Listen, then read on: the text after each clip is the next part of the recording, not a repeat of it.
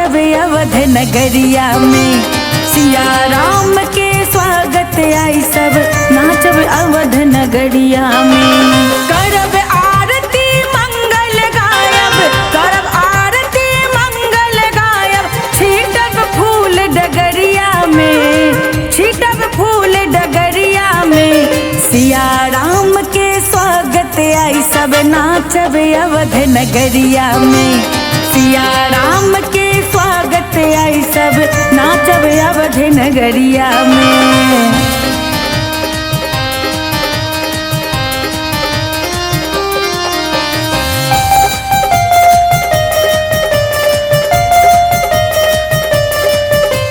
पुलकित तन आनंद मगन मन सपना भेल सकार्यो, सपना भेल सकार्यो, सपना भेल सकार्यो। दिव्य नगर में आई दिवाली लागल राम दरबारियो, लागल राम दरबारियो। पीत वसन में रघुनायक छठी, पीत वसन में रघुनायक छठी। सिया जी लाल चुनरिया में, सिया जी लाल चुनरिया में। सिया राम के स्वागत आई सब नाचब अवध नगरिया में। सिया राम के स्वागत आई सब नाचब अवध नगरिया में।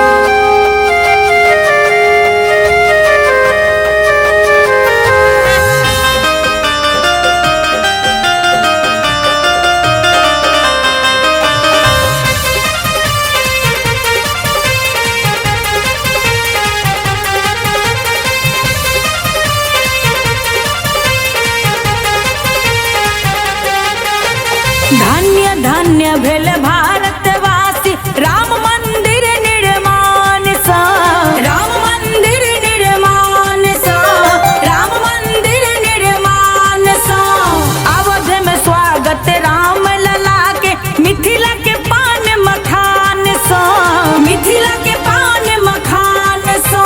प्रेम मगन सब देवता नाचे, प्रेम मगन सब देवता नाचे। हनुमत झुमथी केसरिया में, हनुमत झुमथी केसरिया में। सिया राम के स्वागत आई सब नाचब अवध नगरिया में। सिया राम के स्वागत आई सब नाचब अवध नगरिया में।